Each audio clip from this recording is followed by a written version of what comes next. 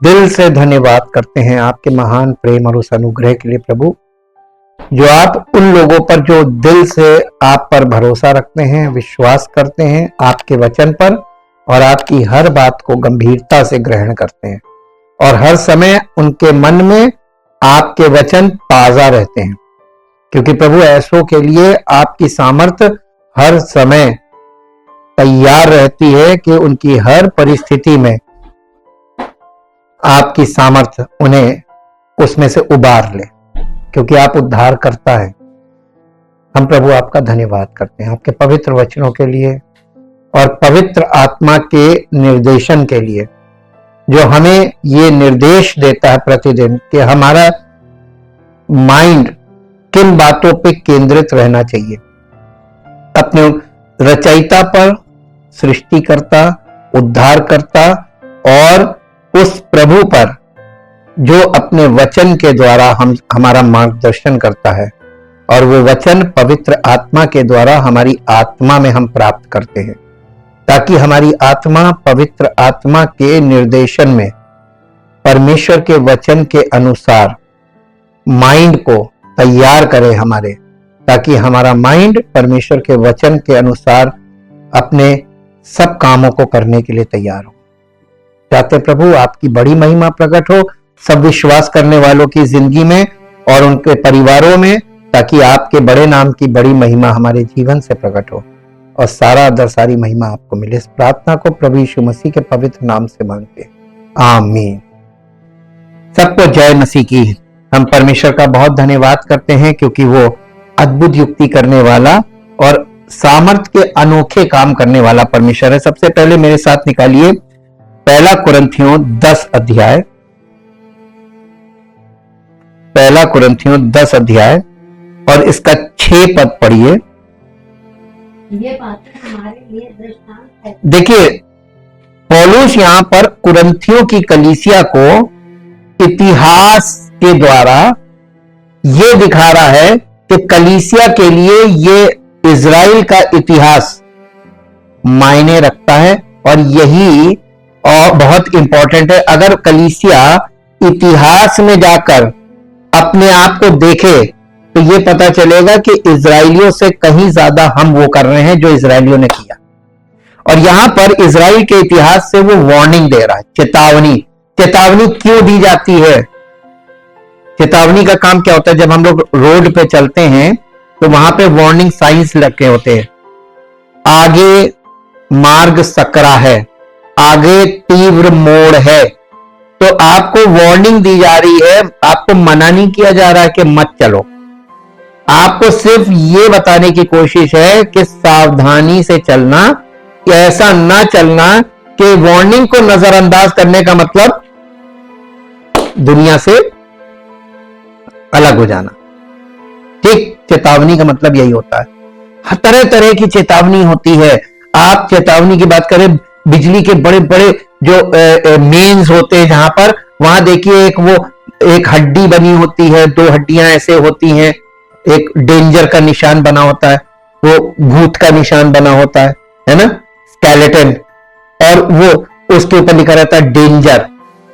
तो इसका मतलब ये है कि ये आपको ये बताया जा रहा है कि इसमें एक कॉमन मैन का जाने का या इसको छूने का अधिकार नहीं है, नहीं तो वो वो जो लिखा वहां पे पिक्चर लगी वैसा हो जाएगा। इसीलिए वार्निंग्स पर हमेशा ध्यान रखना चाहिए। हमेशा जब हम वार्निंग्स को आप कोई भी काम करें, टेक्निकली हम आपको बता रहे हैं, आप गाड़ी चला रहे हैं उसमें भी वार्निंग सबसे पहले आपको चेतावनियां दी जाती है, क्या नहीं करना है, कैसे नहीं करना है और क्यों नहीं करना है। इंसान अपने जीवन में चेतावनियों से बेखबर होकर चलता है, बोलता है, करता है सब कुछ अपने, यानी उसको वार्निंग से कोई मतलब नहीं। और एक कहावत आपने देखी होगी, सावधानी हटी और दुर्घटना घटी। तो आप सावधानी में चूकेंगे तो दुर्घटना होगी। और जीवन में जितनी भी दुर्घटनाएं हमारे होती है वो चूकने से होती है, सावधानी से चूकना। जरा सा आप चूकेंगे नुकसान होगा, जरा सा चूकेंगे नुकसान होगा। और वो नुकसान कभी बहुत भयानक हो जाता है, कभी ऐसा नुकसान हो गया जिसकी कोई भरपाई नहीं। तो आपको एक गहरा लेसन मिलता है कि ये नहीं करना है, ये करने का मतलब ये है कि बड़ा नुकसान। मसीही जीवन में चेतावनियां बहुत मायने रखती हैं, क्योंकि ये मामूली जीवन नहीं, ये जयवंत जीवन है, फलवंत जीवन है, भरपूरी का जीवन है। तो ये भरपूरी और जयवंत होना, फलवंत होना, ये आपका फेल हो जाएगा। ना आप फलवंत होंगे, ना आप जयवंत होंगे, ना आप भरपूरी का जीवन प्राप्त कर पाएंगे अगर आप मसीही जीवन में चेतावनियों को अनदेखा करेंगे तो। और आज हम, क्योंकि इस सीरीज का आज सेकंड लास्ट पार्ट है, कल इसका लास्ट पार्ट है। हमारी सीरीज चल रही थी पुरानी वाचा और नई वाचा। हम दोनों वाचाओं के को कंपैरेटिवली स्टडी करके ये देख रहे थे कि नई वाचा के लोगों को पुरानी वाचा के लोगों के एग्जाम्पल्स के द्वारा अपने आप को करेक्ट करना है। पश्चाताप का मतलब ये नहीं होता अपने मन में विचार करो कि हमने क्या गुनाह किया है और उसकी माफी मांगो। आप कभी नहीं मांग पाएंगे माफी, ना कभी आपको याद आएगा कि आपने क्या किया। आपने अनजाने में क्या किया कभी आपको याद रहता है? तो अनजाने के गुनाह आपको कैसे पता चलेंगे? परमेश्वर के वचन में जब हम इजराइलियों के इतिहास में जाते हैं तब हमको यह पता चलता है कि जो परमेश्वर के लोग, जिन्हें परमेश्वर के लोग कहा जाता था, जैसे कलीसिया के लोगों को परमेश्वर के लोग कहा जाता, वैसे ही इजराइलियों को परमेश्वर के लोग कहा जाता था। तो परमेश्वर के लोग इतना गलत कर सकते हैं जितना इजराइलियों ने किया, तो कलीसिया के लोग उससे कहीं ज्यादा गलत कर रहे हैं।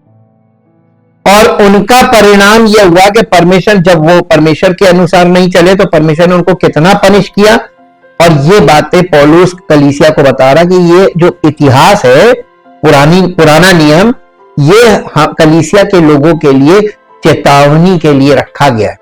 और आप केवल नया नियम पढ़े और पुराने नियम के बिना नए नियम को पढ़े तो आप कभी भी परमेश्वर को जान नहीं पाएंगे, परमेश्वर के स्वभाव को नहीं जान पाएंगे, परमेश्वर को क्या पसंद है क्या नहीं पसंद है कभी नहीं जान पाएंगे, इम्पॉसिबल है।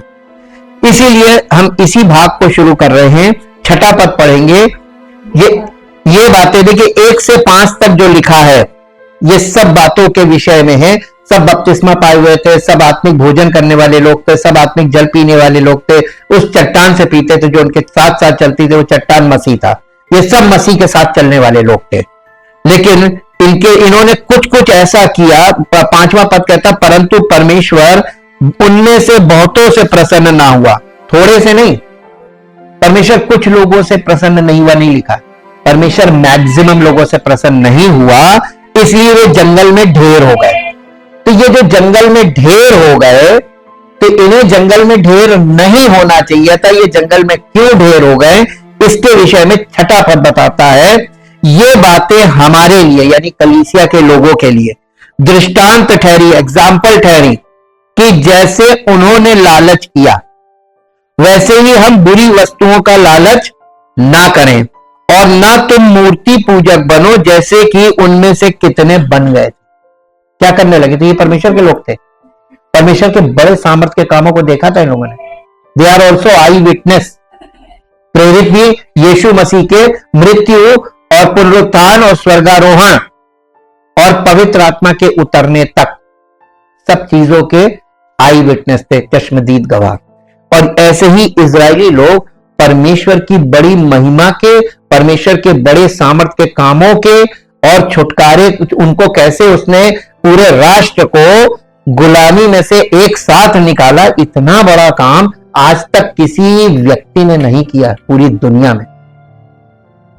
ये काम उसने किया, ये इसके चश्मदीद गवाह थे। और उन्होंने क्या किया? परमेश्वर को जानने के बाद भी वो मूर्ति पूजा कर रहे। हम लोगों ने देखा ना, हारून ने एक सोने का बछड़ा बनाया और कहने लगे ये वही देवता है जो हम लोगों को मिस्र से निकाल के लाया। कितना परमेश्वर को कंडेम कर दिया, क्रोध दिला दिया। जैसा लिखा है, वे लोग खाने पीने बैठे और खेलने कूदने उठे, और ना हम व्यभिचार करें जैसा उनमें से कितनों ने किया और एक दिन में 23,000 मर गए। और ना हम प्रभु को परखें जैसा उनमें से कितनों ने किया और सांपों द्वारा नष्ट किए गए। और ना तुम कुड़कुड़ाओ जिस रीति से उनमें से कितने कुड़कुड़ाए और नष्ट करने वाले के सांपों के द्वारा डसने लगे। सांप आ गए, खूब काटा तो कुड़कुड़ा रहे थे, सांपों के द्वारा नष्ट किए गए। 11वां पद बहुत इंपॉर्टेंट है, क्या है कि परंतु ये सब बातें, कौन सी बातें जो अभी हमने 6 पद से और 10 पद तक पढ़ी हैं, ये सब बातें उन पर पढ़ी दृष्टांत की रीति पर थी, यानी हमारे लिए एग्जाम्पल का काम कर रही है।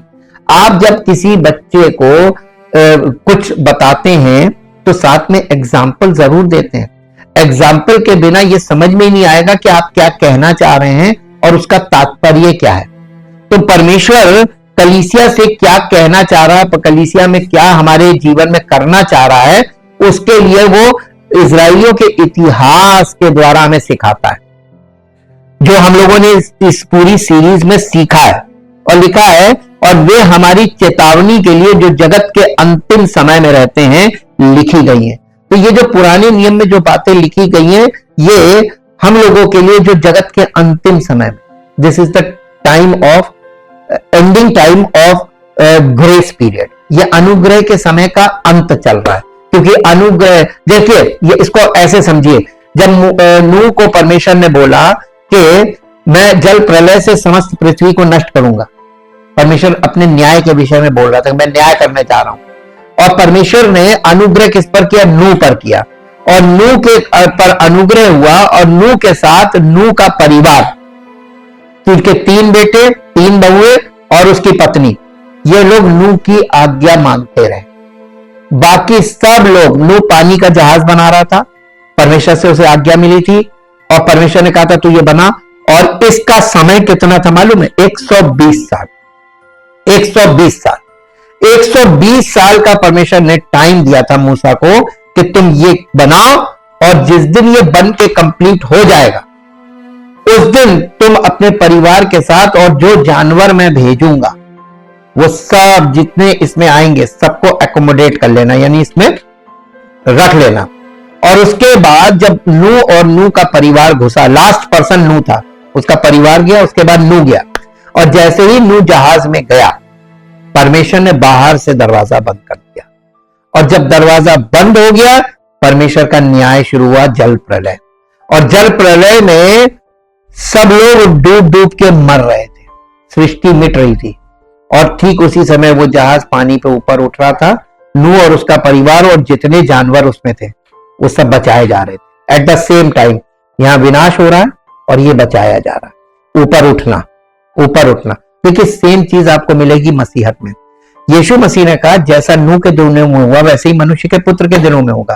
तो मनुष्य का पुत्र जब आएगा, second coming of Jesus Christ, तो जितने सच्चे मसीही लोग होंगे, सच्चे विश्वासी, प्योर हार्टेड, वो लोग जो पवित्र आत्मा के निर्देशन में चल रहे होंगे, जी रहे होंगे, वो सब हवा में उठा लिए जाएंगे और यहां पे प्रलय चलेगी। और वो ऐसे करके उठा लिए, इसी को रैप्चर बोलते। रैप्चर का मतलब आप caught up in the air, यानी हवा में आपको उठा लिया किसी ने, एयरलिफ्ट कर लिया और नीचे प्रलय चलेगी। ये परमेश्वर की योजना है। उस जमाने में लोग सोच रहे थे कि बारिश तो कोई चीज नहीं, क्योंकि बारिश होती नहीं थी, और इसलिए उनका आकलन गलत हो गया।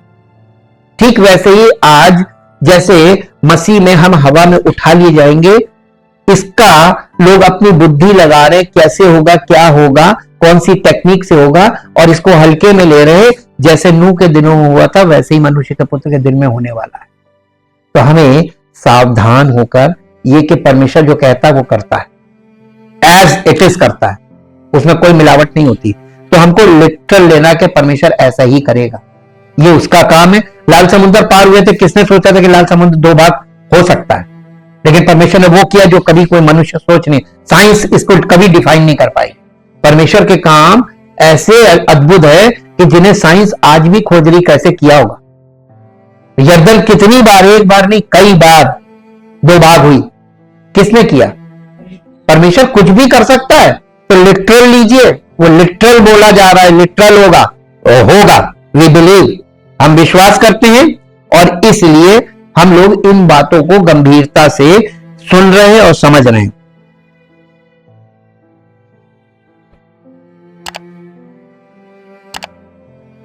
इजराइल का बुरा उदाहरण।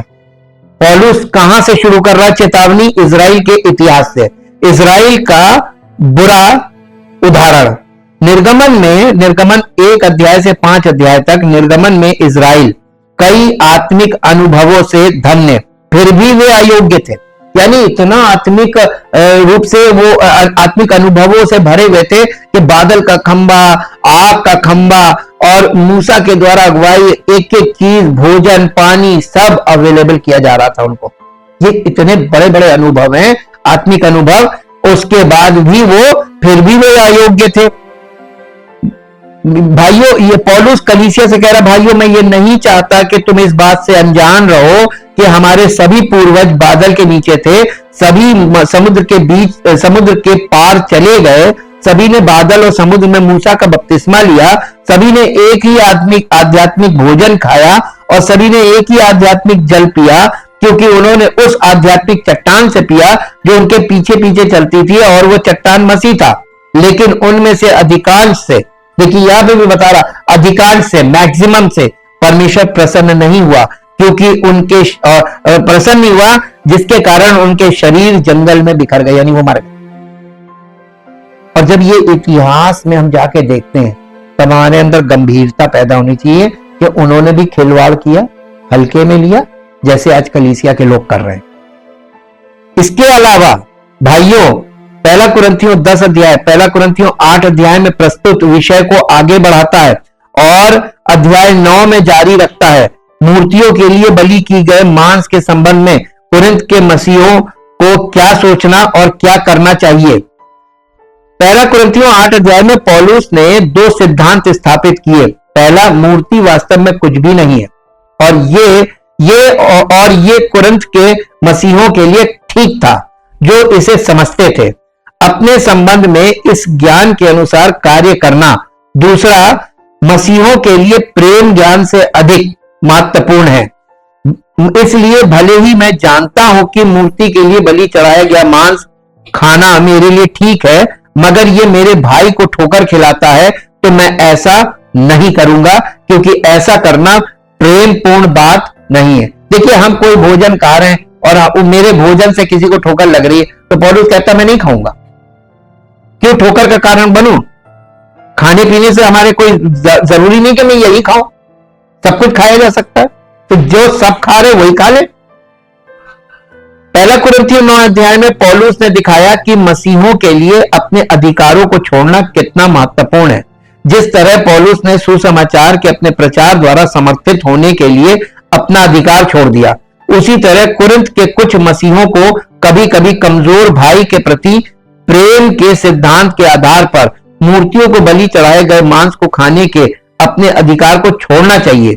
अध्याय 9 के अंत में पौलुस ने दिखाया कि कैसे एक मसीही को कुछ चीजों को छोड़ने के लिए तैयार रहना चाहिए, यहां तक कि अच्छी चीजों को भी, उस दौड़ को जीतने के लिए जिसे परमेश्वर ने हमारे सामने रखा है। अन्यथा मसीही जीवन की प्रतिस्पर्धा में अयोग्य हो जाएंगे। 1 कुरिन्थियों 9 अध्याय और उसका 27 पद पढ़िए। 9 अध्याय का 27 पद। परंतु पौलुस कह रहा है, परंतु मैं अपनी देह को मारता कूटता और वश में लाता हूं। किसको? अपनी देह को, पड़ोसी की नहीं, अपनी देह को, अपनी देह को मारता कूटता और वश में लाता हूं, ऐसा ना हो कि औरों को तो प्रचार करो, मैं अयोग्य हो जाऊं। ऐसे प्रचारक आपने देखे हैं जो दूसरों को तो प्रचार करें, खुद अयोग्य। इस योग्य परमेश्वर उन्हें एक्सेप्ट ही नहीं कर रहा, लेकिन वो दूसरों को वचन सुना रहे हैं। जो लोग वचन में गंभीर हैं वो वचन को लेकर वहां से हट जाते हैं। इनको अपने रास्ते जाने दो। ये सब विवेक के विषय है। मैं ये नहीं चाहता, पौलुस कलीसिया से कह रहा, कुरिन्थियों की कलीसिया से, मैं नहीं चाहता कि तुम इस बात से अनजान रहो कि हमारे सभी पूर्वज, पौलुस ने परमेश्वर द्वारा हमारे सामने रखे गए काम को पूरा करने की आवश्यकता के बारे में लिखा था। और ये कितना खतरनाक है कि किसी ऐसी चीज को छोड़ने से इनकार करना जो खत्म करने के रास्ते में आती है। जैसे इजरायली लोग, उनकी यात्रा खत्म हो रही थी, प्रॉमिस लैंड में जाने वाले थे, बॉर्डर पे आ गए थे ना, यर्दन पार करने लायक नहीं रहेगा, अयोग्य होगा, मर गए जंगल में, है ना, वहीं घूमते रहे, वहीं घूमते रहे। आज मसीही लोग क्या कर रहे हैं? ठीक वही कर रहे हैं, वही गलतियां, वैसे ही अपने शरीर अपने स्वभाव से ही फंस रहे हैं। अब वो इस सिद्धांत को स्पष्ट करने के लिए मिस्र से पलायन में इजराइल के अनुभव का उपयोग कर रहा है पौलुस। यहां पर हमारे सभी पूर्वज मिस्र से पलायन के दौरान इजराइल को जो आशीर्वाद मिले थे उन पर विचार करें। हमारे पूर्वज बादल से होकर गुजरे, इसको बोलते हैं शेकिना ग्लोरी, शेकाना ग्लोरी, शेकाना की महिमा का बादल, मिस्र से वादा किए गए देश तक की उनकी पूरी यात्रा में इजराइल पर छाया रहा। दिन के समय बादल ने उन्हें क्रूर रेगिस्तानी सूरज से बचाया और रात के समय यह आग के खंभे के रूप में जलता रहा। यह परमेश्वर की महिमा और उपस्थिति का एक निरंतर तत्पर अनुस्मारक यानी मेमोरियल, ये याद रखने वाली चीज थी जो वहां पर हुआ था, अनुस्मारक। निर्गमन 13 अध्याय उसका 21 और 22 पद पढ़ के देख लीजिए। यह निर्गमन 13 अध्याय का 21 और 22 पद यहां इस प्रकार से लिखा हुआ है। 13 अध्याय और उसका 21 और 22 पद। और यहोवा उन्हें दिन को मार्ग दिखाने के लिए मेघ के खंभे में और रात को उजियाला देने के लिए आग के खंभे में होकर उनके आगे आगे चला करता था, जिससे वो रात और दिन दोनों में चल सकते। तो परमेश्वर के वचन को एक मसीही लोगों को, मसीही विश्वासियों को दोनों समयों में चलना है, अंधेरे में भी और उजियाले में भी। और वो अंधेरा और उजियाला, अंधेरे में उजियाला कौन देगा? परमेश्वर की उपस्थिति। और दिन के समय तो उजियाला है ही है, लेकिन दिन के समय हमें उस तपिश से कौन बचाएगा? जो विपत्ति के कारण जो तपिश आती है, यानी लिखा है ना कि दुख की भट्टी में जब हमें ले जाएगा, तो दुख की भट्टी एक ऐसी जगह है जहां पर परमेश्वर हम लोगों को परखने के लिए ले जाता है। दुख की भट्टी, दुख रूपी अग्नि, नए नियम में लिखा हुआ है, दुख रूपी। अब आप ये बताइए यहां पर बैठे कौन लोग ऐसे हैं जिनके जीवन में दुख नहीं? आपके जीवन के दो पहलू हमेशा रहेंगे, एक तरफ सुख भी रहेगा, एक तरफ दुख भी रहेगा। एक तरफ आप देख रहे हैं कि सब काम बन रहे हैं, एक तरफ आप देखेंगे कुछ काम हमारे कभी नहीं पूरे होते, फंसे रहेंगे।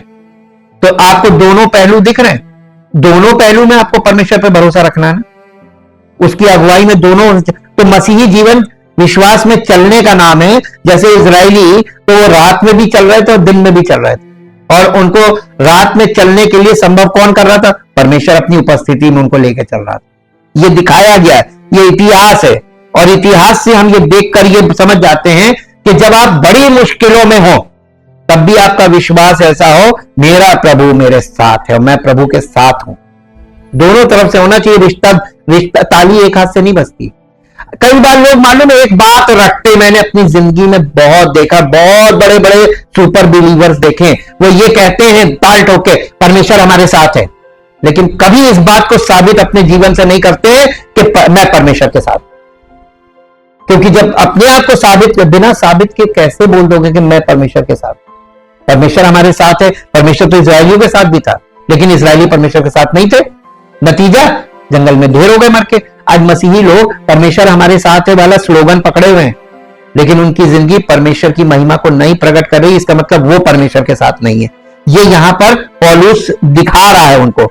सभी समुद्र से होकर गुजरे, सभी ने मूसा में बपतिस्मा लिया, सभी इजराइल लाल सागर से होकर आए और उन्होंने समुद्र की दीवारों को थामे रखने में परमेश्वर की अविश्वसनीय शक्ति देखी ताकि वे सूखी भूमि पर पार कर सके। फिर उन्होंने देखा कि परमेश्वर ने मिस्र की सेना को डुबाने के लिए पानी वापस भेजा। निर्गमन 14 अध्याय 21, 22, 23 पद पढ़िए तो यहां पे आपको पता चल जाएगा। तब मूसा ने अपना हाथ समुद्र के ऊपर बढ़ाया और यहोवा ने रात भर प्रचंड पुरवाई चलाई और समुद्र को दो भाग करके जल ऐसा हटा दिया जिससे उसके बीच सूखी भूमि हो गई। और तब इजरायली समुद्र के बीच स्थली स्थल होकर चले और जल उनकी दाहिनी और बाईं ओर दीवार का काम देता था। तब मिस्री अर्थात फिरौन के सब घोड़े, रथ और सवार उनका पीछा किए हुए समुद्र के बीच में चले गए। और रात के अंतिम पहर में यहोवा ने बादल और आग के खंभे में से मिस्रियों की सेना पर दृष्टि करके उन्हें घबरा दिया और उसने उनके रथों के पहियों को निकाल डाला, जिससे उनका चलना कठिन हो गया। तब मिस्री आपस में कहने लगे, आओ हम इस्राएलियों के सामने से भागें, क्योंकि यहोवा उनकी ओर से मिस्रियों के विरुद्ध युद्ध कर रहा है। ये गवाही कौन दे रहा है? मिस्र दिखाता है संसार को। आपको मालूम है इस्राएलियों को परमेश्वर का इतना मुरीद हो जाना चाहिए था कि मिस्री उनकी दुश्मन की सेना गवाही दे रही है कि इनकी तरफ से परमेश्वर लड़ रहा है, लेकिन इस्राएलियों को कोई फर्क नहीं पड़ा। वही चीज है, यीशु मसीह ने हमारे लिए प्राण दे दिया, किसी को कोई मतलब नहीं। खून तो उसका बहा, दुर्दशा तो उसकी हुई, हमें क्या फर्क पड़ा? इसलिए यहां पर यह चीज बताई जा रही है कि परमेश्वर की बड़े कामों को आप एक्सेप्ट नहीं कर पा रहे हैं अपने मन में। यह न केवल परमेश्वर के प्रेम और शक्ति का एक अद्भुत प्रदर्शन था, बल्कि यह एक तस्वीर भी थी कि पानी से होकर गुजरने से सभी इस्राएलियों की पहचान मूसा के साथ की गई। यानी यह एक प्रकार का बपतिस्मा यहां पे बोल रहा है ना। बपतिस्मे का मतलब होता है आइडेंटिफिकेशन, पहचान। तो मूसा के साथ उनकी पहचान, क्योंकि वो मूसा के नेतृत्व में चल रहे थे। कैसे चल रहे थे? मूसा के नेतृत्व में, मूसा की अगुवाई में। उनके आगे कौन चल रहा था? मूसा। और मूसा के आगे कौन था? परमेश्वर। मूसा किसकी अगुवाई में चल रहा था? परमेश्वर की अगुवाई में। और ये लोग किसकी अगुवाई में चल रहे थे? मूसा की अगुवाई। अब आप देखिए, कड़ी बनती है, डायरेक्ट आप परमेश्वर की अगुवाई में चल सकते हैं? नहीं, नहीं। किसकी अगुवाई में चलना? मूसा की अगुवाई में चल रहे थे। मूसा की अगुवाई, और मूसा किसकी अगुवाई में चल रहा था? परमेश्वर की। यही बपतिस्मा है। बपतिस्मे का मतलब ये लोग मूसा को समर्पित थे और मूसा परमेश्वर को समर्पित था। जैसे यानी पहली सदी की कलीसिया में नई वाचा में प्रेरित जो थे वो मसीह को समर्पित थे, मसीह की आत्मा की अगुवाई में चल रहे थे। और कलीसिया में जो लोग आ रहे थे वो प्रेरितों की अगुवाई में चल रहे थे। तो ये पूरा बना ना कनेक्शन। ये कनेक्शन ध्यान रखिएगा। हमने आपको क्या बोला है? कनेक्शन सही होगा बत्ती जलेगी, और अगर कनेक्शन सही नहीं होगा आपकी जिंदगी में बत्ती नहीं जलेगी। आपके जीवन में कभी हमेशा अंधेरा ही रहेगा। ये यहां पर इस बात को, सभी इस्राएलियों की पहचान मूसा के साथ की गई। ठीक वैसे ही जैसे पानी से होकर गुजरने से एक मसीह की पहचान यीशु मसीह के साथ की जाती है। ये रोमियो की पत्री 6 अध्याय, रोमियो की पत्री 6 अध्याय। पानी आपको मालूम है, बाइबल मैंने आप लोगों को बताया, याद कीजिए। पानी जो है वो परमेश्वर के वचन को दिखाता है। शुद्ध जल क्या है? परमेश्वर का वचन। जब हमारे हृदय में परमेश्वर का वचन भर जाता है और हम परमेश्वर के वचन के अनुसार चलते हैं, ये बैप्टिज्म है, ये बैप्टिज्म ही कहलाता है। रोमियो 6 अध्याय और 6 अध्याय का 3 और 4 पद पढ़िए। क्या तुम नहीं जानते कि हम सब जिन्होंने मसीह यीशु का बपतिस्मा लिया है, पानी का नहीं लिखा है, मसीह यीशु का बपतिस्मा, उसकी मृत्यु का बपतिस्मा लिया है, अतः उस मृत्यु का बपतिस्मा पाने से हम उसके साथ गाड़े गए, ताकि जैसे मसीह पिता की महिमा के द्वारा मरे हुओं में से जिलाया गया, वैसे ही हम भी नए जीवन की सी चाल चले। तो यहां चलने को बोला, नए जीवन में चलने की बात कर रहा ना। तो परमेश्वर की आत्मा के द्वारा ही तो नए जीवन में चलना है। तो हमें पहले मसीह के साथ हम मर गए हैं, इसका अनुभव हमारे अंदर होना चाहिए कि नहीं, हम तो संसार के लिए, पाप के लिए मर चुके हैं। मसीह मरा, वो किसके पापों को लेकर मरा? हमारे। तो जब वो मरा तो हम उसी समय पाप के लिए मर गए। लेकिन सुसमाचार हमको 2024 में मिल रहा है, 2025 में मिल रहा है। तो जैसे ये सुसमाचार मिलता है तो आपको ये आपकी इंद्रियों में ये जाके ये स्ट्राइक करना चाहिए कि अरे हमारे पापों के लिए वो मर चुका है, उसने प्रायश्चित कर लिया है। तो हमें पश्चाताप करना चाहिए, हे प्रभु मुझे तो ये मालूम ही नहीं था, ये सत्य कि आपने मेरे लिए मेरे पापों का प्रायश्चित कर लिया है। और इस बात के लिए पश्चाताप करे कि मैं तो अभी भी पाप में जीवन बिता रहा हूं। हे प्रभु मुझे क्षमा कर और समर्पित हो जाना। यही बपतिस्मा है। मसीह में बपतिस्मा, समर्पण, उसकी देह में जुड़ जाना, कलीसिया, ये यहां पर बताया जा रहा है। सभी ने एक ही आध्यात्मिक भोजन खाया और सभी ने एक ही आध्यात्मिक पेय पिया। जंगल में रहने के दौरान भोजन और पेय के परमेश्वर के चमत्कारी प्रावधान से पूरे इजराइल को पोषण मिला। निर्गमन 16 अध्याय का 35 पद, 16 अध्याय का 35 पद,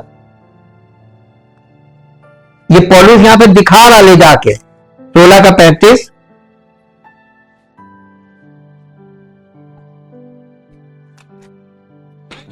मिला? 16 अध्याय का 35 पद। इजरायली जब तक बसे हुए देश में ना पहुंचे तब तक, अर्थात 40 वर्ष तक मन्ना खाते रहे। 40 साल मन्ना खाया। अच्छा, मन्ना खाने से कभी कोई बीमार यहां मिलेगा नहीं कि आप कोई बीमार पड़ा? आज मन्ना खाने से मना करते हैं। हाँ, आत्मिक भोजन है वहां पे, वो परमेश्वर उनको खिलाता था, हालांकि उनको खाने का मन नहीं करता था, कुड़कुड़ाते थे, लेकिन जितनों ने मन्ना खाया उनको बीमारी से नहीं मरे, वो मरे तो आपदाओं में मरे। परमेश्वर ने आपदाएं, कई सांप भेज दिए, कई महामारी भेज दी, महामारी, तो ऐसे मार दिया। परमेश्वर क्रोध करता है। परमेश्वर ऐसे नहीं, आपके खुद के जो काम है उसका रिफ्लेक्ट एक्शन है। कहने की बात है कि भाई आप परमेश्वर की इच्छा के विरोध में जा रहे हैं तो आपके सामने अनहोनी तो होगी। तो इसका मतलब नहीं परमेश्वर ने मार दिया। आप अपने जो बोर्ड है, प्रिंसिपल काम कर रहा है ना, तो यहां पर प्रिंसिपल काम कर रहा था। और 17 अध्याय, निर्गमन 17 अध्याय का 6 पद पढ़ दीजिए। देख मैं तेरे आगे चलकर होरे पहाड़ की एक चट्टान पर खड़ा रहूंगा और तू मूसा से कह रहा था कि तू उस चट्टान पर मारना, तब उसमें से पानी निकलेगा जिसे ये लोग पिए। तब मूसा ने इजराइल के वृद्ध लोगों के देखते वैसे ही किया। देखिए मूसा कितना एकदम बच्चे की तरह था, हुक्म मानने में हमेशा रेडी। आजकल के सेवक जब सेवक ही नहीं हुक्म मानते हैं तो पवित्र आत्मा काम कैसे करेगा? कलीसिया के लोगों की गलती नहीं है, क्योंकि उनको सही एग्जाम्पल भी चाहिए, यानी सामने दिखना चाहिए उनको कि ये परमेश्वर का सेवक है वास्तव में। और तब देखिए उन लोग के पास तो सच्चा सेवक था, फिर भी वो क्या कर रहे थे? कुड़कुड़ा रहे थे, बात पे बात। अरे परमेश्वर के सेवक के द्वारा परमेश्वर काम कर रहा है, उन्हें सेवक पर भी विश्वास करना चाहिए था कि ये सच्चे परमेश्वर का सेवक है और ये हम परमेश्वर इसके द्वारा हमको अपना दर्शन दे रहा है, अपनी सामर्थ दिखा रहा। नहीं, आज भी वैसे ही है। ये इजराइल के लिए परमेश्वर के प्रेम और शक्ति का एक उल्लेखनीय प्रदर्शन था और ये उस आध्यात्मिक भोजन और पेय का पूर्वाभास था जिसे हम प्रभु की मेज पर प्राप्त करते हैं। अब कलीसिया में भोजन और जल क्या यीशु मसीह का मेरा लहू वास्तव में पीने की वस्तु और मेरा मेरी देह, मेरा मांस वास्तव में खाने की वस्तु है। जो मेरा मांस खाएगा और मेरा लहू पिएगा अनंत जीवन उसी को मिलेगा। अब यहां पर इजरायली ठोकर खा गए। क्यों? यीशु मसीह का मांस जो है, मांस वर्ड पे हमने आप लोगों को स्टडी दी, पीछे खोल के देख लीजिएगा। मांस का मतलब होता है आध्यात्मिक तौर पर स्ट्रॉन्ग फूड, इंग्लिश में लिखा है। स्ट्रॉन्ग फूड का मतलब होता है जैसे यीशु मसीह ने अपने चेलों से कहा मुझे तुमसे बहुत सी बातें कहनी जिन्हें तुम अभी सह नहीं सकते, परंतु जब वो अर्थात सत्य का आत्मा आएगा वो तुम्हें सब सत्य के मार्ग में तुम्हारी अगुवाई करेगा। इसका मतलब हार्ड ट्रुथ्स थे, ऐसे कड़क वाले सत्य जो दूध पीने वाले बच्चे को आप भोजन खिला देंगे, अन्न खिलाएंगे तो क्या होगा? पहले ये बताइए। उसको हजम नहीं कर पाएगा, स्टमक में प्रॉब्लम हो जाएगी, जान पर आ जाएगी। इसी तरीके से मसीही लोगों में परमेश्वर के आत्मिक वचनों के भी लेवल है। दूध जैसे छोटे बच्चे को दूध दिया जाता है, बैलेंस्ड फूड होता है, वैसे ही परमेश्वर के वचन की आरंभ की बातें जो है वो दूध है, जिसे कहते हैं फाउंडेशनल टीचिंग, यानी आरंभ की बातें। और उसके बाद होता है अन्न, अन्न के बाद आता है स्ट्रॉन्ग फूड जिसे मांस कहा। ये परमेश्वर के वचन के अलग अलग लेवल्स हैं सत्य के, कलीसिया को नहीं मिल रहा है। कलीसिया में सब आज भी, पौलुस को देख लीजिए, कुरिन्थियों की कलीसिया को कह रहा है कि मैं तुमसे ऐसे बातें ना कर सका जैसे आत्मिक लोगों से, परंतु ऐसे बात करो जैसे शारीरिक लोगों से, और उनसे जो मसीह में बालक है, इमैच्योर स्पिरिचुअली। तो ये क्या हो रहा था? पौलुस के साथ भी वही समस्या जो आज सच्चे सेवकों के साथ है। ये कठिन समस्या है बहुत, इसमें सेवक कर कुछ नहीं सकता, क्योंकि लोगों का लेवल ही नहीं बढ़ेगा। तो आप उनको हार्ड ट्रूथ, ज्यादा हार्ड ट्रूथ देंगे, भाग जाएंगे, क्योंकि वो पचा नहीं पाएंगे। यही पौलुस के सामने भी समस्या थी, और उसने इस बात को भी रखा कि ये भोजन, यहां पे नई वाचा में जो भोजन है, यह है परमेश्वर के वचन। और लहू क्या है मालूम है? लहू दिखाता है डीएनए को, स्वभाव, मसीह का लहू। जब हम आत्मिक भोजन करेंगे, यानी वचन के द्वारा हमारे अंदर वो डीएनए आएगा, उसका लहू बनेगा, और वो हमारा स्वभाव उसमें परिवर्तित होगा। देखिए लिखा है ना, विश्वास में और परमेश्वर की पुत्र की पहचान में एक हो जाए कलीसिया के लोग। ये है मांस और लहू। ये खाने वाले लोग जो है मसीह की पहचान में जैसे यीशु मसीह था वैसे ही उनका स्वभाव हो जाएगा, और वो मसीह के स्वभाव में परिवर्तित हो जाएंगे। इजराइल में दो, यहां पे, क्योंकि उन्होंने उस आत्मिक चट्टान से पानी पिया जो उनके पीछे पीछे चलती थी, और वो चट्टान मसीह था। इजराइल के पास जंगल में यीशु मसीह की उपस्थिति भी थी। यहां उनके पीछे चलने वाली चट्टान की पहचान करते हुए पौलुस रब्बी परंपरा पर आगे बढ़ता है, जिसके अनुसार इजराइल को जंगल में उसी चट्टान से पानी की आपूर्ति की जाती थी जो उनके पीछे पीछे चलती थी। आज कुछ लोग इस बात को कहते हैं कि क्या चट्टान इजराइल के पीछे पीछे चलती थी या पानी इजराइल के पीछे पीछे चलता था, जैसे कि एक धारा में। मुद्दा वही है, यीशु मसीह जंगल में इजराइल के साथ मौजूद थे, चमत्कारिक ढंग से उनकी जरूरतों को पूरा कर रहे थे। क्या आशीर्वाद, क्या विशेषाधिकार। लेकिन उनमें से ज्यादातर लोगों से परमेश्वर प्रसन्न नहीं हुए। इन सभी आशीषों और आध्यात्मिक विशेषाधिकारों के बावजूद जंगल में इजरायलियों ने परमेश्वर को खुश नहीं किया।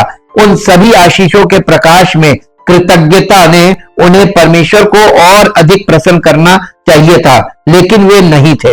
उनमें से अधिकांश, ये एक कठोर न्यूनीकरण है, मिस्र छोड़ने वाली वयस्क पीढ़ी में से केवल 2 पुरुष ही वादा किए गए देश में आए, एक यहोशू और दूसरा कालेब। इसका मतलब मालूम है? वयस्क लोग, यानी जो उस समय के जो मैच्योर लोग निकले थे वहां से, सब खतने वाले थे, खतना पाए हुए। उनमें से केवल 2 लोग वादा किए हुए देश में पहुंचे थे, बाकी वयस्क सब मर गए थे। उनके भी साथ जो बाकी लोग थे, मिली जुली भीड़ भी थी जो खतना रहित थे, और उनके बच्चे जिनका खतना नहीं हुआ था वो थे। तो ये सब खतना रहित लोगों की भीड़ बची थी। इनमें केवल 2 ही खतने वाले थे, एक यहोशू और एक कालेब। ये बताया गया है इतिहास में। वास्तव में अधिकांश, यानी मैक्सिमम, यानी सब खत्म हो गए। 2 को देखिए, 6 लाख पुरुषों की संख्या लिखी, 6 या 6.5 लाख लमसम। तो इतने पुरुषों की संख्या में से केवल 2 पुरुष हैं, बाकी सब क्या हुए? निपट गए। आप ये देख लीजिए कि एक पीढ़ी पूरी निपट गई, क्योंकि उनके शरीर जंगल में बिखरे पड़े थे। इजरायलियों के प्रति परमेश्वर की नाराजगी स्पष्ट थी, क्योंकि वे कभी भी वादा किए गए देश में प्रवेश नहीं कर पाए, बल्कि जंगल में ही मर गए। उनके सभी आशीर्वाद और आध्यात्मिक अनुभवों के बावजूद वे कभी भी उस चीज में प्रवेश नहीं कर पाए जो परमेश्वर ने वास्तव में उनके लिए रखी थी। उनमें से अधिकांश के साथ परमेश्वर प्रसन्न नहीं था। पौलुस की बात बहुत ही सटीक है। कुरिन्थियों की कलीसिया के जो मसीही हैं, संभवतः सभी प्रकार की स्वतंत्रताएं ले रहे थे, जैसे कि मूर्ति पूजक मंदिरों में दावत करना, अपने भाइयों को ठोकर मारना, ठोकर के का कारण बनना, ये सोचकर कि वे पिछले आशीर्वाद और आध्यात्मिक अनुभवों, विशेष रूप से बपतिस्मे और प्रभु भोज के कारण सुरक्षित थे। इसलिए पौलुस उन्हें सावधान रहने की चेतावनी देता है, क्योंकि जिस तरह से इजराइल को आशीर्वाद मिला था और आध्यात्मिक अनुभव हुए थे, वे फिर भी नष्ट हो गए। और इसलिए कुछ कुरिन्थियों के कलीसिया के मसीही भी नष्ट हो सकते हैं। मालूम आपको क्या बोला पौलुस ने? पौलुस ने कहा ये मत सोचो कि तुम बपतिस्मा लिए हुए हो। कलीसिया के लोग यही सोचते हैं ना कि हमने बपतिस्मा लिया और हम प्रभु भोज लेते हैं। वो सांकेतिक है, सिंबॉलिक। एक्चुअल प्रभु भोज जो है परमेश्वर का वचन, और लहू जो है वो यीशु मसीह का जीवन हमारे अंदर संचार होता है वचन के द्वारा, पवित्र आत्मा के द्वारा। जब वचन, ये लोग सिंबॉलिक वाला प्रभु भोज खाते हैं और सिंबॉलिक बैप्टिज्म को, इन चीजों को ये सोचते हैं कि हम सब कुछ कर सकते हैं और जम के पाप कर रहे हैं। तो पौलुस उनको ये बता रहा था, ये जो तुम कर रहे हो ना, कि दोनों काम कर रहे हो, तुम मसीह में अपने आप को कह रहे हो कि हम मसीह में हैं और कलीसिया में हैं, और हम कलीसिया में सैक्रेमेंट भी ले रहे हैं, और हम पानी का बपतिस्मा भी लिए हुए, और हम पाप भी कर रहे हैं जैसे वहां पे हो रहा था। और वो ये दिखा रहा था कि देखो उनमें से मैक्सिमम मर गए, तो मैक्सिमम कलीसिया के लोग नष्ट हो जाएंगे। आईना दिखा रहा था। सत्य है कि नहीं? आज भी वैसे ही हो रहा है। ऐसा लगता है कि कुरिन्थियों ने सोचा था कि बपतिस्मा और प्रभु भोज जैसे सुसमाचार के अध्यादेशों में भाग लेने से उनका उद्धार सुरक्षित हो जाएगा, और फिर भी वे मूर्ति पूजक दावतों में भाग ले सकते हैं, कम से कम जब तक वे मूर्ति को दुनिया में कुछ भी नहीं मानते थे। यानी उनका यह मानना था उस कलीसिया के लोगों का, कुरिन्थियों की कलीसिया के, कि हम तो प्रभु में हैं और ये सब कुछ मायने तो है नहीं, प्रभु का वचन कहता है इसका कोई अस्तित्व है नहीं, इसलिए हम खा सकते। तो उनके खाने से दूसरों को ठोकर लग रही थी, जिससे प्रभु नाराज होगा। वो काम मत करो जिससे दूसरे को ठोकर लगे। आज कैसे ठोकर लगती है? आज देखिए, अन्य जातीय के लोग चारों तरफ से कलीसिया के लोगों को देख रहे हैं, बपतिस्मा लिए हुए, और उसके बाद प्रभु भोज खाने वाले, संडे संडे चर्च जाने वाले, बाइबल पढ़ने वाले, प्रार्थना करने वाले, लेकिन उनका व्यवहार देखिए संसार के बाकी लोगों की तरह। गाली भी वो दे रहे हैं, झगड़ा भी वो कर रहे हैं, मुकदमेबाजी कर रहे हैं और उद्यमबाजी कर रहे हैं, सब तरह के गलत काम, उत्पात कर रहे हैं। ये दोनों चीजें साथ साथ कैसे? वो कहते हैं ये तो पाखंड। कभी सुसमाचार पर ऐसे लोगों के विश्वास किया जाएगा? तो कलीसिया लोगों के लिए ठोकर का कारण बन रही है। मसीह पीड़ित हो रहा कि नहीं? वहां पे मसीह क्यों नाराज हो रहा था? क्योंकि वो ठोकर का कारण बन रहे थे। इजराइल के बुरे उदाहरण से दूर रहना है। ये बातें हमारे लिए दृष्टांत ठहरी कि जैसे उन्होंने लालच की, वैसे हम बुरी वस्तुओं की लालसा ना करें और ना मूर्ति पूजा बने जैसे उनमें से कुछ थे। जैसा लिखा है, लोग खाने पीने बैठे और खेलने कूदने उठे, ना हम व्यभिचार करें जैसा उनमें से कुछ ने किया और एक दिन में 23,000 लोग मर गए। ना हम मसीह की परीक्षा करें जैसा उनमें से कुछ ने की और सांपों के द्वारा नाश किए गए। ना शिकायत करें ऐसा उनमें से कुछ ने शिकायत की और नाश करने वाले के द्वारा नाश किए गए। अब ये बातें हमारे लिए उदाहरण बन गई। हम जंगल में इजराइल की असफलता से सीख सकते हैं और हमें सीखनी भी चाहिए इजराइल कैसे असफल हुआ। हमें बुरी चीजों की लालसा नहीं करनी चाहिए जैसे उन्होंने भी की थी। वे असफल रहे क्योंकि वे अपनी इच्छाओं को नहीं कह सकते थे।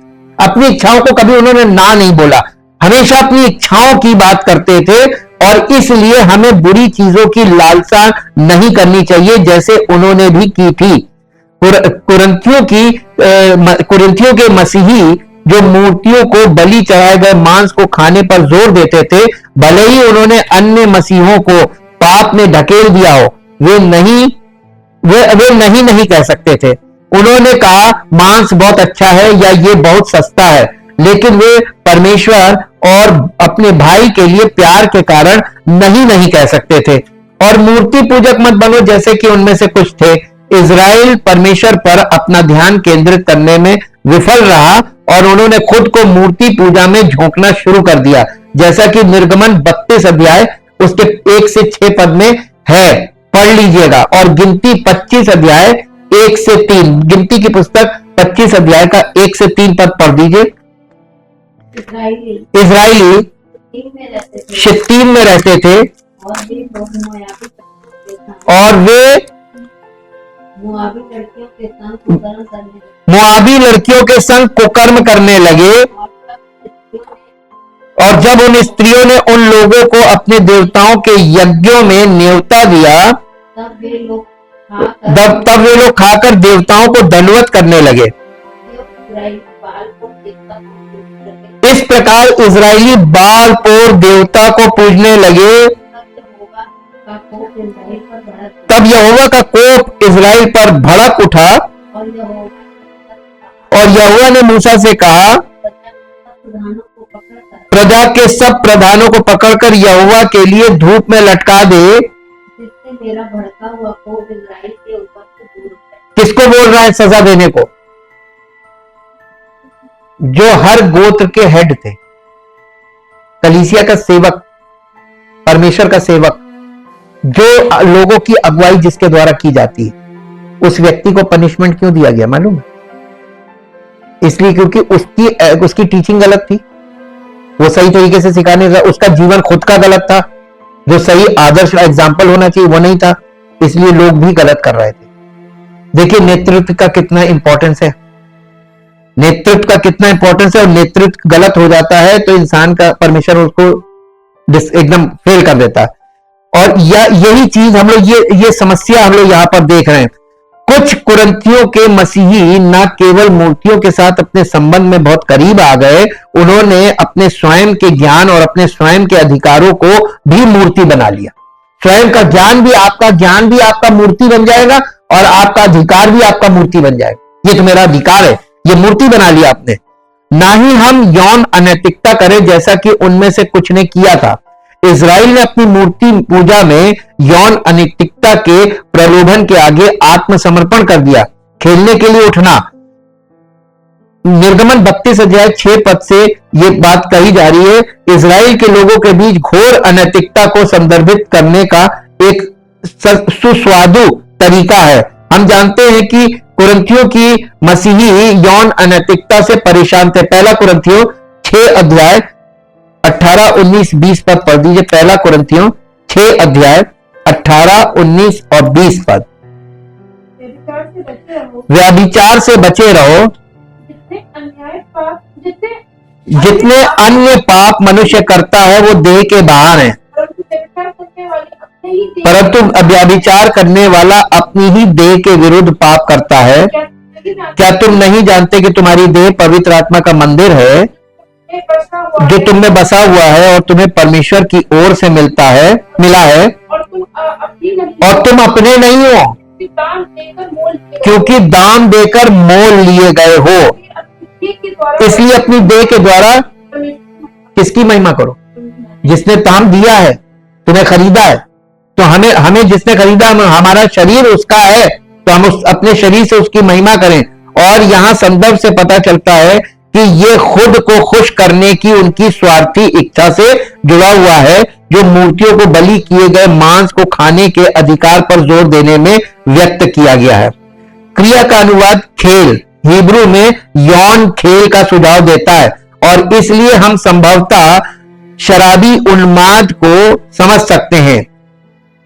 और एक दिन में 23,000 लोग मारे गए इस कारण से। यह संख्या कुछ मुश्किल पेश करती है। निर्गमन 32 अध्याय के 6 से वहां संदर्भ स्थापित करता है, और निर्गमन 32 अध्याय का 28 हमें बताता है कि उस दिन लोगों में से लगभग 3,000 पुरुष मारे गए। शायद और भी लोग मरे होंगे जिनका शास्त्रों में उल्लेख नहीं है। ये 20,000 महिलाएं थीं जो सोने के बछड़े की घटना के बाद मर गईं। या कुछ लोग सोचते हैं कि पौलुस एक और समय पर आगे बढ़ गया है, जब निर्गमन के दौरान इजराइलियों की यौन अनैतिकता ने उन पर परमेश्वर का न्याय लाया। निर्गमन 25 अध्याय का 9 पद पढ़िए।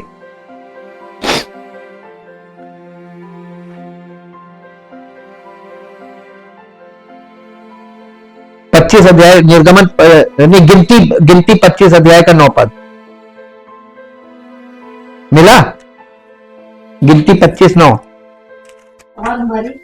और मरी से ये देखिए लिखा है ना, 24,000 मरे थे मरी से। मरी का मतलब महामारी।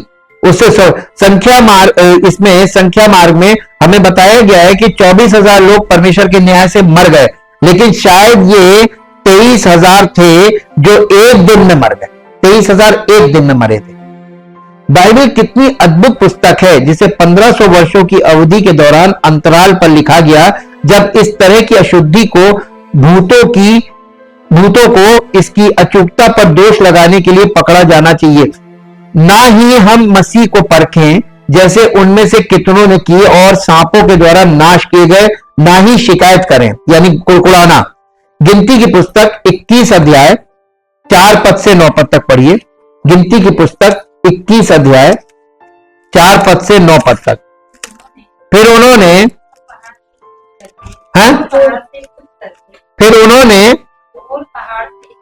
होर पहाड़ से कूच करके लाल समुद्र का मार्ग लिया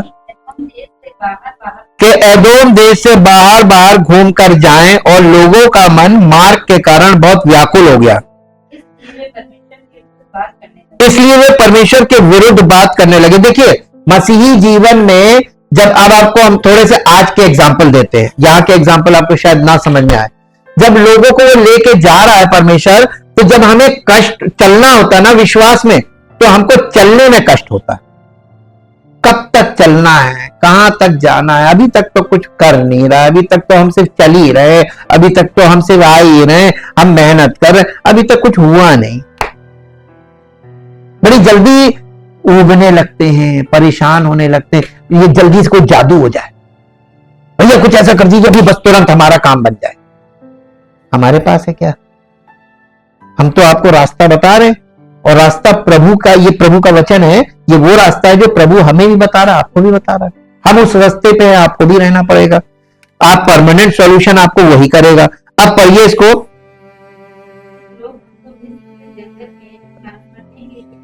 अब ये किससे? परमेश्वर के सेवक से भिड़ गए, जैसे लोग हमसे आके भिड़ने लगते हैं, है ना। वो मूसा से वो कहने लगे कि तुम लोग हमें, मूसा और हारून से, अतः यहोवा ने उन लोगों में तेज विष वाले सांप भेजे जो उनको डसने लगे, और बहुत से इजरायली मर गए।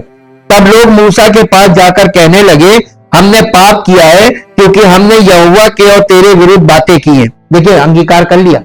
हाँ, यहोवा से प्रार्थना कर कि वो सांपों को हमसे दूर करे। अच्छा, एक खास बात आपने देखी कि इजरायली प्रार्थना नहीं करते थे।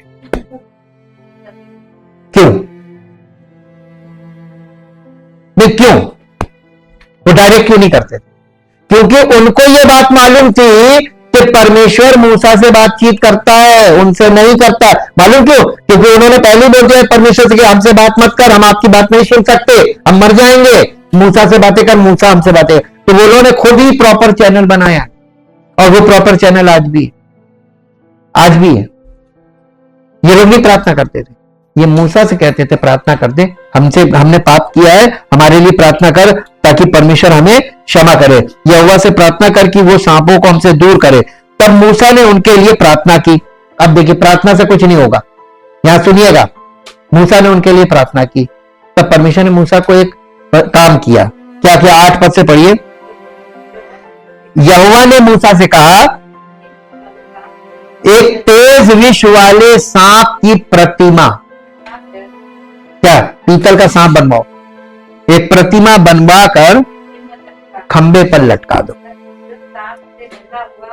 तब जो सांप से डसा हुआ उसको देख ले वो जीवित बचेगा। बस वो जीवित बचेगा। कौन? जो उसको, तो क्या परमेश्वर मूर्ति पूजा करवा रहा था? सांप की मूर्ति बनवा दी? नहीं, परमेश्वर उनको एक दर्शन दे रहा था। वो दर्शन क्या था मैं आपको दिखाता हूं। यूहन्ना रचित सुसमाचार, आ जाइए नए नियम में। यूहन्ना रचित सुसमाचार और उसका 3 अध्याय,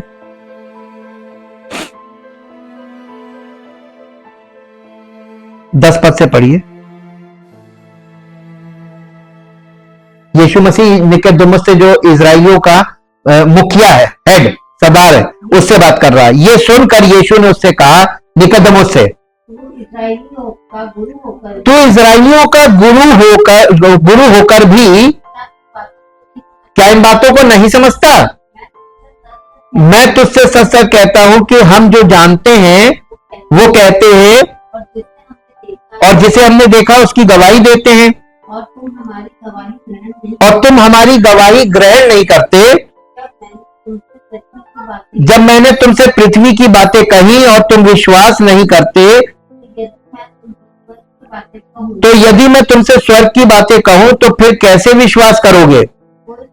नहीं चढ़ा कोई स्वर्ग पर नहीं चढ़ा, केवल वही जो स्वर्ग से उतरा, अर्थात मनुष्य का पुत्र जो स्वर्ग में है। और जिस रीति से मूसा ने जंगल में सांप को ऊंचे पर चढ़ाया, उसी रीति से अवश्य है कि मनुष्य का पुत्र भी ऊंचे पर चढ़ाया जाए, ताकि जो कोई उस पर विश्वास करे वो अनंत जीवन पाए। देखिए वहां पर भी मसीह का चित्रण है, यहां पर भी है, एकदम बराबर हुआ। एक एक पॉइंट आपको, यानी सूत दर सूत आपको एक एक चीज मिलेगी जो कलीसिया के लिए वहीं से आ रही है। और इस चीज को हम लोगों को ये चेतावनी पर बहुत ध्यान केंद्रित करने की आवश्यकता है। परम पिता परमेश्वर, हम आपका हृदय से धन्यवाद करते हैं कि आपके पवित्र वचनों में, दोनों वाचाओं में प्रभु आपने नई वाचा के लोगों के लिए पुरानी वाचा के लोगों के साथ उनके अनुभवों को पवित्र बाइबल में रखा है, ताकि नई वाचा के लोग उनके अनुभवों से सीख सकें, उनकी गलतियों से सबक ले सकें और अपने आप को करेक्ट करें, ताकि प्रभु हम अपना करेक्शन जब करते हैं आपके पवित्र आत्मा की अगुवाई के द्वारा, तो प्रभु हमारा जीवन आपकी महिमा के योग्य बनता है। प्रभु हमारे जीवन को आप अपने वचन के द्वारा परिवर्तित करते हैं, ताकि प्रभु हमारे परिवर्तित वचन से हमारे परिवर्तित जीवन से आपकी महिमा प्रकट हो, सारी महिमा आपको मिले। धन्यवाद करते प्रभु, जितने लोग जुड़े हुए हैं इनकी जिंदगियों में ऐसी महिमा प्रकट हो कि इनको देखकर लोग चकित हों और सारी महिमा आपको मिले। इस प्रार्थना को प्रभु यीशु मसीह के पवित्र नाम से मांगते हैं, आमीन। Praise the Lord.